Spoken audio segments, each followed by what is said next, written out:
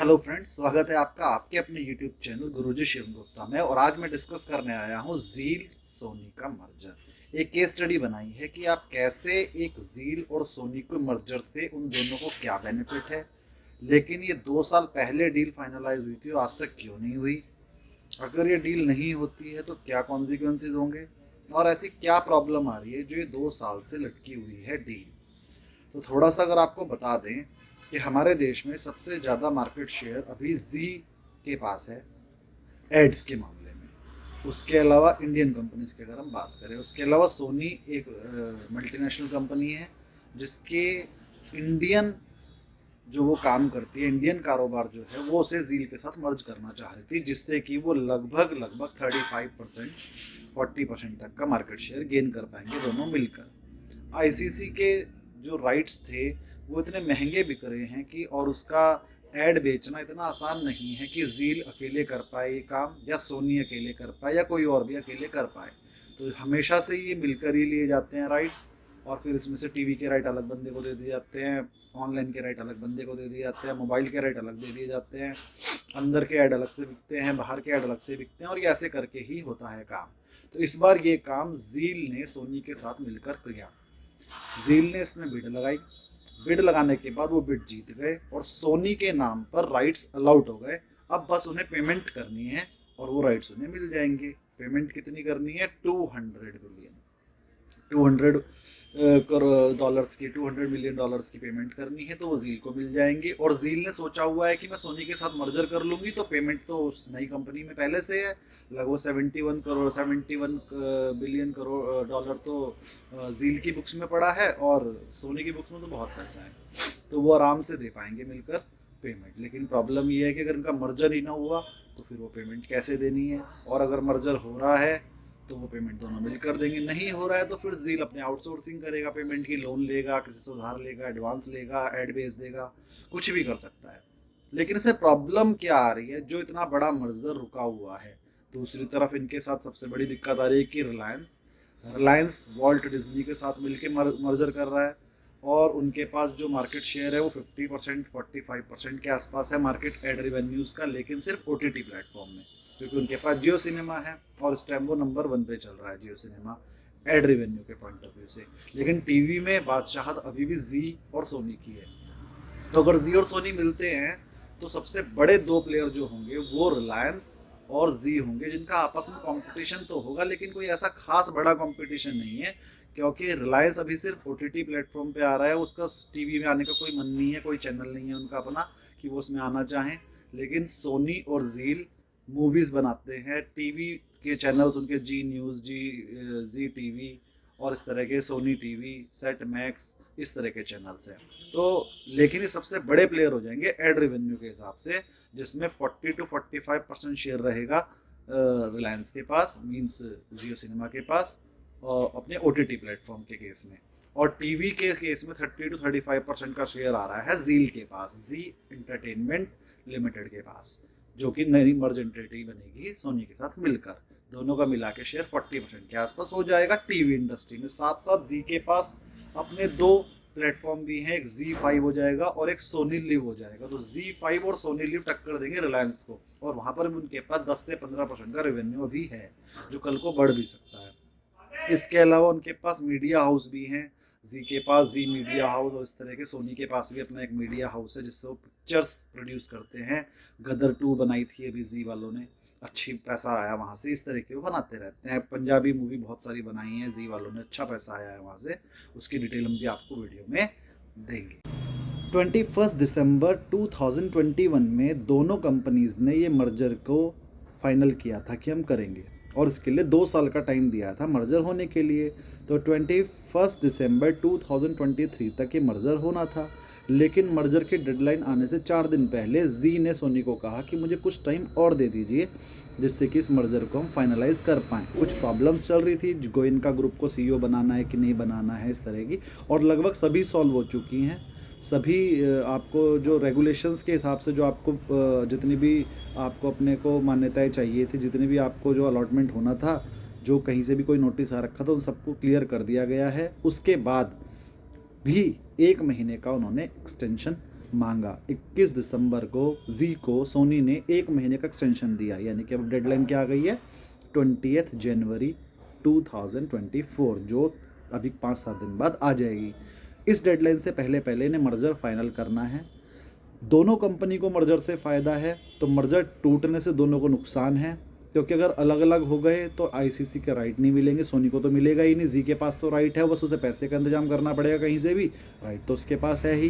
तो जी अपने हिसाब से, क्योंकि उसके पास आईसीसी राइट है, इंडियन क्रिकेट लीग के मेंस के राइट हैं, तो वो पॉजिटिव है, उसके लिए ये पॉजिटिव है। और सोनी के पास पैसा है, तो ये जी के लिए पॉजिटिव है, उससे अमलगमेट करना है। इसलिए मतलब दोनों एक दूसरे की ज़रूरत है और दोनों ही पार्टीज़ को बेनिफिट है अगर अमलगमेशन हो जाए, मर्जर हो जाए। अगर ये मर्जर होगा तो ये जो मीडिया हाउस बनेगा सोनी और जील का, जो मर्ज एंटाइटी बनेगी, ये इंडिया की लार्जेस्ट एंटाइटी होगी, जिसके पास की 28% मार्केट शेयर होगा। ओटीटी, टीवी, मूवीज़, इन सब का मिला के कंसोलिडेशन में 28% मार्केट शेयर किसी एक कंपनी के पास होना, ये इंडिया में सबसे बड़ी कंपनी होगी जो सबसे ज़्यादा मार्केट शेयर के साथ बनेगी। अगर ये मर्जर हो जाता है तो 75 चैनल्स एक अम्ब्रेला के नीचे आएंगे और फिर उसके हिसाब से वो अपने पैकेज बनाकर भी दे सकते हैं। अभी सोनी अपना पैकेज अलग बेच रहा है, जी अपना पैकेज अलग बेच रहा है। अगर दोनों मिलकर बेचेंगे तो वो कुछ कम कॉस्ट पे भी बेच पाएंगे और तब भी उन्हें बेनिफिट आएगा। उनके ऐड का कॉस्ट बचेगा, उनको सब्सक्राइबर का कॉस्ट बचेगा। जो उनका जी का सब्सक्राइबर है उसे सोनी का माल भी मिल जाएगा, जो सोनी का सब्सक्राइबर है वो जी को भी कर लेगा। जो जी और सोनी का चैनल देख रहा है उसे जी5 जो उनका ओटीटी प्लेटफॉर्म है उसका ऐड देखने को मिलेगा, और इस तरीके से इनकी कॉस्टिंग सिनर्जी गेन में बदल जाएगी, कॉस्टिंग कम हो जाएगी। इनके पास 75 चैनल्स आ जाएंगे, 2 वीडियो स्ट्रीमिंग सर्विसेज आ जाएंगी जिसमें जी5 और सोनी लिव आ जाएगा। 2 फिल्म स्टूडियो आ जाएंगे जिसमें जी स्टूडियो और Sony pictures film India limited आ जाएगा, एक सिंगल अम्ब्रेला के नीचे। अगर ये मर्जर होता है तो सोनी का जो इंडियन कारोबार है वो मर्ज हो जाएगा जील में। तो जील और सोनी की एक नई मर्ज्ड एंटाइटी आएगी। उस नई वाली एंटाइटी में, नई वाली कंपनी में किसका कितना प्रॉफिट शेयरिंग होगा, कितना शेयर होल्डिंग होगी, अगर आप वो डिस्कस करें तो हम आपको बता दें इसमें मेजॉरिटी स्टेक होल्डर होगा सोनी के पास इनडायरेक्टली और डायरेक्टली मिला के 50.86% शेयर होल्डिंग आ जाएगी, और जील के प्रमोटर के पास उस नई मर्ज एंटाइटी में 3.99% शेयर होल्डिंग आ जाएगी, और बची हुई 45.15% पब्लिक के पास रहेगी। उसमें जील के शेयर होल्डर्स भी रहेंगे और पब्लिक के पास वो ज़्यादातर शेयर होल्डिंग है, क्योंकि जील के वैसे भी सारी की सारी शेयर होल्डिंग मार्केट में ही है, तो वो बाद में भी मार्केट में ही रहेगी। और जो जील का प्रमोटर हैं आपको पता है सुभाष चंद्रा जी और उनके लड़के पुनीत गोयनका जी, उनको एमडी बनाने की बात चल रही है कि पुनीत गोयनका को एमडी बनाएंगे। बस वहीं पर पेच फंसा हुआ है कि वो एमडी बनेंगे या नहीं बनेंगे, जिसकी वजह से डील लेट हो रही है। सोनी और जील के मर्जर को समझने के लिए चलिए एक बार इसे स्टार्टिंग से समझते हैं कि इनके बीच में कब ये बातें शुरू हुई, और फिर स्टेप बाय स्टेप समझते हैं कि इनके बीच में क्या क्या हुआ। कब सोनी ने क्या कहा और जील ने क्या कहा, कब एनसीएलटी ने क्या कहा, कब कोई रोक लग गई, कब उसको बाहर कैसे निकले, और क्या प्रॉब्लम आ रही है जो अभी तक नहीं हो पाया। अगर नहीं हो पाएगा तो क्या प्रॉब्लम आएगी और इसे होने के लिए क्या करना पड़ेगा। चलिए उसे डिटेल में समझते हैं स्टेप बाय स्टेप। तो चलते हैं सबसे पहले, जब इस आइडिया को निकला कि ऐसा करना चाहिए कि हम मर्जर कर सकते हैं सोनी का जील से, तो वो कब निकला? वो निकला सितंबर 2021 सितंबर 2021 को जी एंटरटेनमेंट के बोर्ड ऑफ डायरेक्टर ने यूनानिमसली मतलब कि अगर 10 डायरेक्टर थे, 10 के 10 बंदों ने कहा कि हाँ मर्जर करना चाहिए। फिर 21 सितंबर में फाइनल किया, एक रेजोल्यूशन पास किया कि हमें मर्जर करना चाहिए। फिर कंपनी लॉ के हिसाब से 90 डेज़ का टाइम दिया जाता है। 90 डेज़ के बाद उसे फॉर्मली कर लिया गया। 90 डेज़ के बाद ड्यू डिलिजेंस पीरियड ख़त्म हुआ और उन्होंने जील ने सोनी के साथ मर्जर को फाइनली अप्रूव कर दिया कि हम इसे मर्जर को कर रहे हैं as per the company law also. फिर 4 फरवरी 2022, लगभग 2 महीने बाद, 3 प्राइवेट सेक्टर बैंक और एक इंडसइंड बैंक प्राइवेट बैंक थे। टोटल 4 प्राइवेट बैंक्स ने एनसीएलटी में एक प्ली डाल दी, एक एप्लीकेशन डाल दी कि झील ने हमारे 83.08 करोड़ का डिफ़ॉल्ट कर दिया और हमें उसको प्ली डाल दी कि आप इस कंपनी को इंसॉल्वेंट कर दीजिए। इंसॉल्वेंट करने की प्ली डालने के बाद झील ने अपने डिफेंस में एक और प्ली डाली कि हमें इंसॉल्वेंसी की कोई रिक्वायरमेंट नहीं है, हम इनकी पेमेंट कर सकते हैं। और एनसीएलटी को उन्होंने अपनी एक और एप्लीकेशन डाल दी कि हमारे को इंसॉल्वेंसी की कोई रिक्वायरमेंट नहीं है, हम कुछ टाइम में ही इनकी पेमेंट कर देंगे। ये सब हुआ फरवरी 2022 में। साइड बाय साइड झील ने मर्जर की एप्लीकेशन डाल दी बीएससी और एनएससी को कि हमें मर्जर करना है, और एनसीएलटी में अपनी एप्लीकेशन डाल दी थी कि हमें इंसॉल्वेंट नहीं होना है, हम इनकी पेमेंट कर देंगे। तो साइड बाय साइड जब बीएससी एनएससी को उन्होंने अपनी एप्लीकेशन डाल दी मर्जर के लिए, 29 जुलाई 2022 में मर्जर की अप्रूवल मिल गई उनको स्टॉक एक्सचेंजेस बीएससी और एनएससी दोनों से। अक्टूबर में 4 अक्टूबर 2022 के आसपास कंपनी को एक और प्रॉब्लम का सामना करना पड़ा। कुछ लोगों ने कहा कि जब इतने बड़े ग्रुप सोनी और झील आपस में मर्ज हो जाएंगे तो कहीं ना कहीं ये मोनोपोली क्रिएट हो जाएगी। मोनोपोली क्रिएट हो जाएगी तो वो नहीं कर सकते। तो कंपटीशन काउंसिल ऑफ इंडिया में एप्लीकेशन डाल दी गई कुछ अलग चैनल्स, जो छोटे चैनल्स थे उनके द्वारा, कि इनका मर्जर नहीं होने देना चाहिए वरना तो ये मोनोपोली फॉर्म कर लेंगे। इस चीज़ को झील ने बताया कि हम मोनोपोली कैसे हो जाएंगी, हमारी टोटल मार्केट शेयर 28-30% रहेगा और उससे ज़्यादा मार्केट शेयर तो रिलायंस और डिज्नी वालों का है 40%। तो अगर उनके आने से मोनोपोली क्रिएट नहीं हो रही तो हमारे आने से मोनोपोली कैसे क्रिएट हो जाएगी। सब कंपटीशन में रहेंगे और हम सेकंड लार्जेस्ट प्लेयर रहेंगे। ऐसा नहीं है कि हम लार्जेस्ट प्लेयर हो जाएंगे और जो बाकी प्लेयर हैं वो हमसे 10% से भी कम रहें। मोनोपोली तब क्रिएट होती है जब कोई एक प्लेयर तो 40-50% मार्केट शेयर रख ले और बाकी सबका मार्केट शेयर 2% 3% रहे, तो उसे कहते हैं कि एक ही बंदे के पास मार्केट शेयर बहुत ज़्यादा हो गया। लेकिन जब एक बंदे के पास 40% है, हमारे पास 30% है और बाकियों के पास भी, किसी के पास 10%, किसी के पास 5%, किसी के पास 12% है, तो ऐसी कोई मोनोपोली क्रिएट नहीं हुई। और अक्टूबर 4, 2022 को झील को competition commission of India CCI से भी अप्रूवल मिल गई कि आप मर्जर कर सकते हैं। तो ये इनका 5th स्टेप था जो रोड़ा बना था इनके मर्जर में, और वहाँ से भी इनको अप्रूवल मिल गई। अब अभी तक इनको अप्रूवल कहाँ से मिली? इनको NCLT से अप्रूवल मिल गई कि आपको इंसॉल्वेंट नहीं होना पड़ेगा। इनको BSC और NSC से अप्रूवल मिल गई कि आप मर्जर कर सकते हैं। इनको CCI से अप्रूवल भी मिल गई कि आप कंपटीशन काउंसिल के हिसाब से यहाँ पर कंपटीशन लेवी नहीं कर रहे हैं, कंपटीशन में है, मोनोपोली क्रिएट नहीं हो रही है, तो इसका मतलब आप अपना मर्जर कर सकते हैं। चारों अप्रूवल इनके हाथ में थी तो भी अभी तक क्यों नहीं हो पाया? और ये चारों अप्रूवल इनके पास अक्टूबर 4, 2022 तक आ चुकी थी। ये अप्रूवल मिले भी अभी 3 महीने से ज़्यादा हो चुका, 1 साल 3 महीने से ज़्यादा हो चुका है। 2022 में मिल गई थी और 2023 ख़त्म हो गया है, लगभग 15 मंथ्स हो गए। ये अभी तक भी क्यों नहीं हुआ? ये 15 महीने में क्या हुआ ये भी हम आपको बताएंगे। चलिए चलते हैं आगे वीडियो। दिसंबर में IDBI बैंक भी कंपनी के अगेंस्ट चला गया कि इन्हें इंसॉल्वेंट करिए, हमने हमारा डिफ़ॉल्ट किया। अब की बार झील को देने थे 149.60 करोड़ टू IDBI, और उसने भी प्ली कर दी कि अब इनको फिर से इंसॉल्वेंट कर दीजिए, हमारे पैसे नहीं दिए।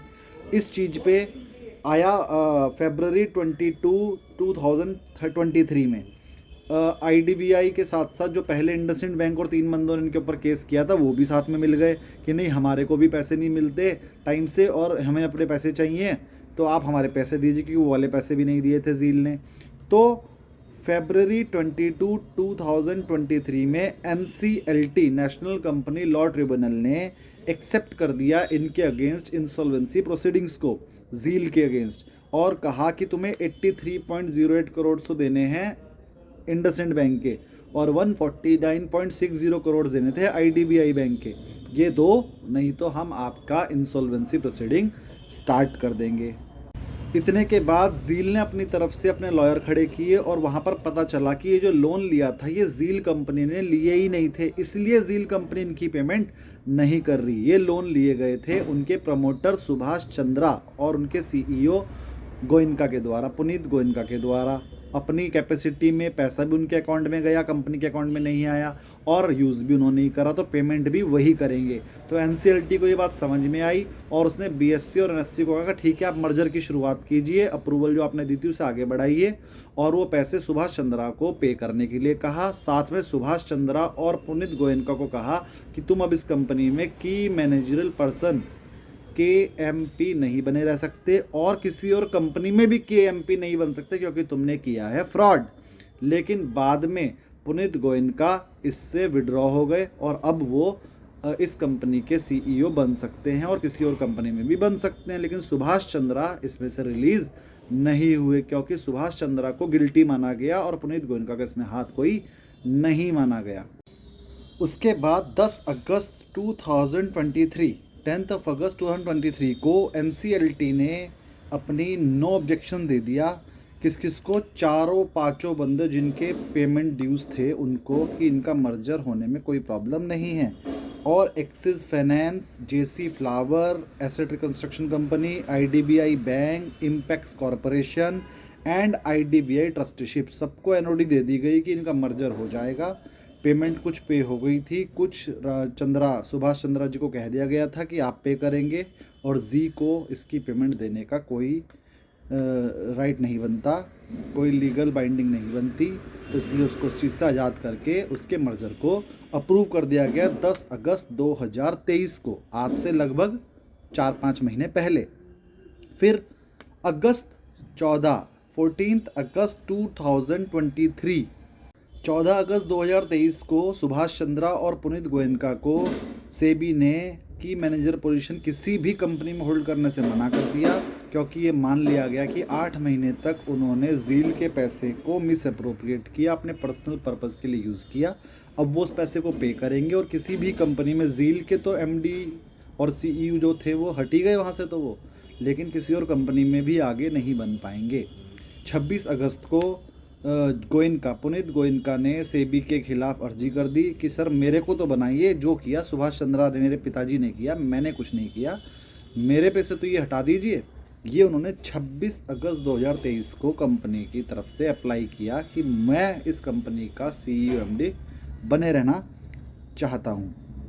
सितंबर 2023 में IDBI बैंक और एक्सिस फाइनेंस चैलेंज करते हैं NCLT के ऑर्डर को कि आपकी पेमेंट बाद में की जाएगी और इनको मर्जर होने दीजिए, आपकी पेमेंट सुभाष चंद्रा करेंगे। वो उसको वापस चैलेंज कर देते हैं, और बचे हुए 2 बंदे जो थे वो अप्रूवल दे देते हैं अपनी नेशनल कंपनी लॉ ट्रिब्यूनल में। Meanwhile JC Flower Asset Reconstruction Company और Yes Bank one time settlement करते हैं सुभाष चंद्रा के साथ, जिसमें कि उन्हें 1500 करोड़ रुपए दिए अपनी ऑनरशिप में से, फैमिली स्टेक में से, जिस टीवी जो कि सुभाष चंद्रा की कंपनी थी उसमें से सेल आउट करके पैसा दिया, और अपनी 3 प्रॉपर्टीज़ और में से वो पैसा देंगे यस बैंक को और फ्लावर एसेट कंस्ट्रक्शन कंपनी को।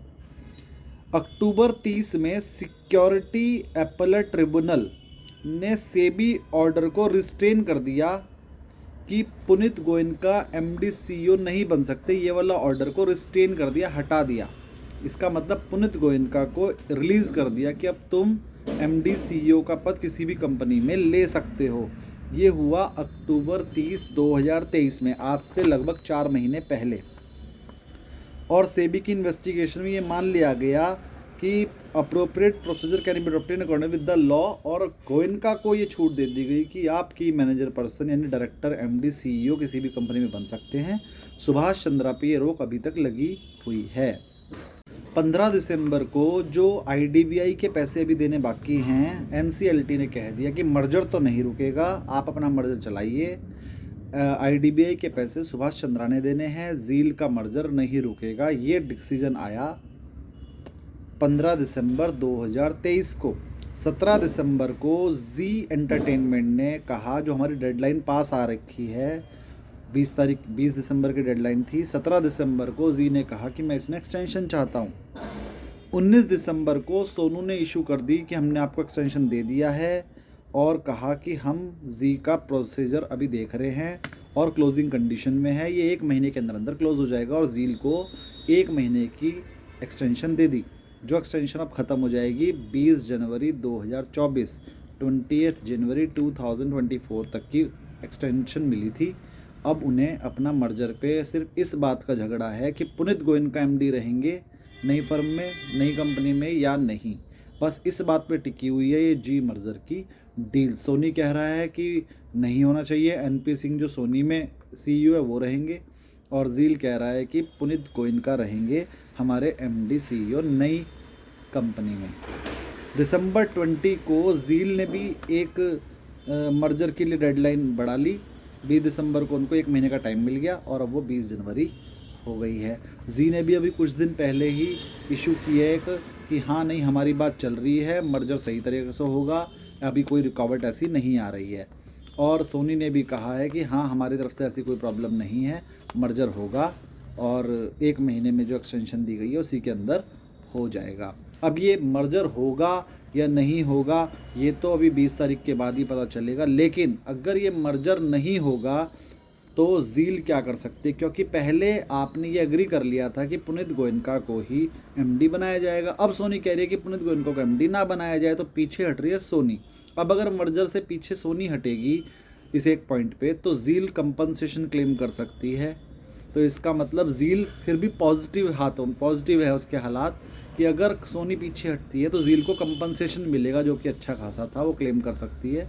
लेकिन अगर मर्जर होगा तो दोनों ही कंपनी को फ़ायदा है, सीसीआई के राइट्स दोनों मिलकर बेच पाएंगे आगे ऐड। तो ऐसा लगता है कि मर्जर तो हो जाएगा। अब पुनीत गोयनका के साथ मर्जर होएगा तो जील के लिए ज़्यादा बेनिफिशियल है, पुनीत गोयनका के बिना मर्जर होगा तो जील के लिए तो बेनिफिटेड ही है लेकिन उतना नहीं।